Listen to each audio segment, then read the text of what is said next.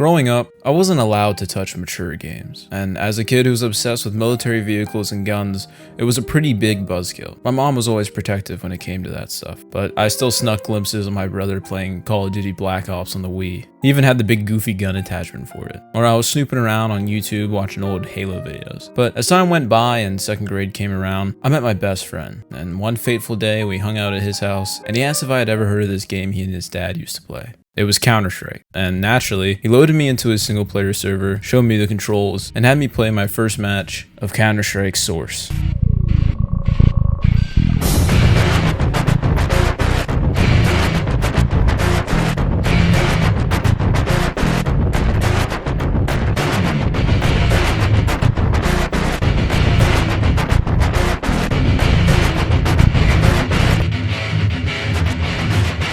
Yeah, I don't think I wanted to play Toy Story 2 on the PlayStation anymore. I don't know what made the game capture my mind, but it just did.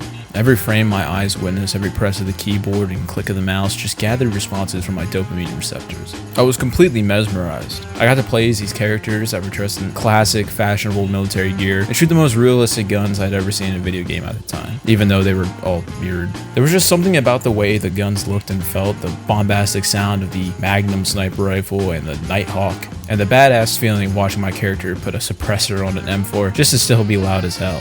It felt so free to move around too, watching these timeless maps move behind me as I booked it down mid. For about a year, every time I'd go over to my best friend's house, we'd play Counter-Strike for at least 5 hours a day, and I felt like every second of it was being engraved in my mind. Of course, by this time, the game's successor had already been out, so when I went to appease my obsession at home with YouTube, the only thing I could find was videos about Global Offensive, and yeah, they got my ass again.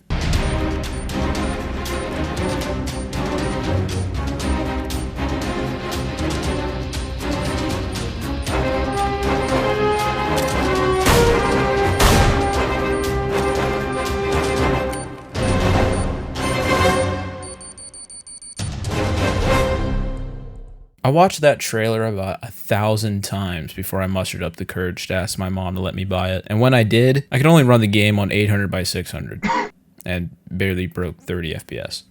Though I fondly remember my time playing Source, Global Offensive was my first real introduction to the competitive core of the game. I wasn't just playing on bot servers with my buddy anymore, I was playing with other real people all over the world, and they wanted to win just as much as I did. Now, I still love the aesthetics of Global Offensive just as much as I did Source, but now that I was on my own, I fell deep into its time-sinking mechanics. Though the game still had its jank, Valve had precisely refined the core mechanics of the game. There's a reason why multiple games have tried to copy, or at least take heavily influence from the format of Counter-Strike's gameplay. It's simple to pick up, difficult to master. In order to sink your teeth into the game, you just need to learn a few basics. You know, the typical shooter stuff, aim, map knowledge. But each one of these components has a borderline endless skill ceiling to them. You can practice flicking to someone's head as much as you want, but to be the best, you gotta understand spray patterns, crosshair placement, angles, perspective, fucking peripheral aim for God's sake. And when it comes to the map, you not only have to remember the layout, but you have to know callouts, audio, utility usage, angles again, ninja spots, team cohesion. I can go on and on about each specific detail of this game, but I'd actually like to circle back to team cohesion. One of the most interesting parts of Counter-Strike's gameplay loop is the team. And when I say team, I don't mean team like big team battle or the arcade-centric teams of COD.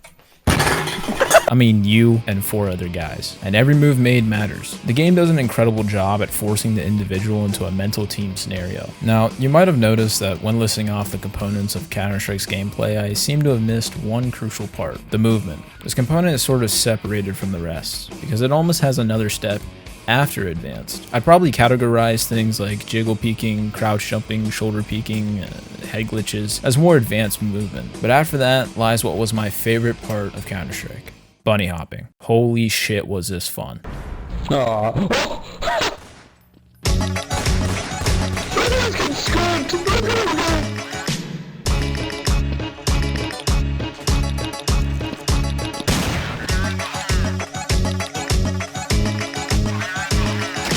Counter-Strike's movement is relatively restrictive, which makes breaking those restraints so much more fun. I've played all the boomer shooters that allowed for free movement, And what draws me to Counter-Strike's bunny hopping is the idea that only the guy who sits there and practices this unusual way of playing the game gets to do it. Boomer shooters still have a high skill ceiling, but the optimal strategy and what everyone is doing is moving around at 1,000 miles per hour. Counter-Strike doesn't have that. And although those 4 consecutive B-hops and edge bug you hit looked cool as hell, because of the game's team mechanics, you'll probably get obliterated for doing it. Which brings me to another point. Dying is almost always your fault. You missed, you overpeaked, you didn't play with the team. There's almost always a reason that loops back to you dying. And to me, that's masterclass game design. I'm sure you can watch any War Owl video and he'd explain what I just tried to in a far better way, but these timeless mechanics just can't be replicated in any other game.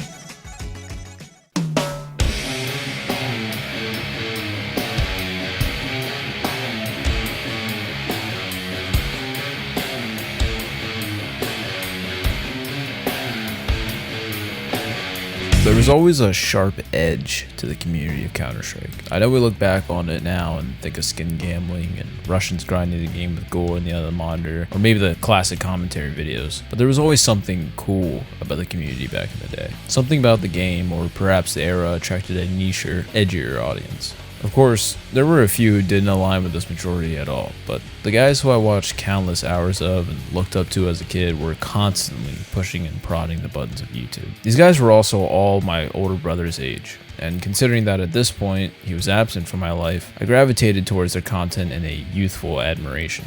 Although groups of content creators like the Misfits eventually separated themselves from being Counter-Strike YouTubers, they still represented an era and the community that was cultivated from it. Now, watching these videos back, very few of the jokes hold up, but holy shit did I laugh my ass off as a kid. Just because they used Counter-Strike as a medium, I was drawn to so many creators, and from there spawned multiple interests and moments of joy. Ultimately, no matter how it was used, as long as it had Counter-Strike in it, I was interested. I just loved everything about this game. In fact, I still love everything about this game, but I don't even play it. I've mostly been using past tense for this video, and that's not just because I'm reminiscing on the time that I've had with the game, but because I just don't play it anymore. And it might seem odd that after wasting your time talking about just how deep and endless this game is, and how perfect it seemed to me as a kid, that I don't even have it installed. I'm sure I could go on a curmudgeonous tirade about how the last time I launched the game it felt like a shallow husk of what I had once played, but Counter-Strike is still one of the most popular titles out there, so I feel as though I have no right to criticize.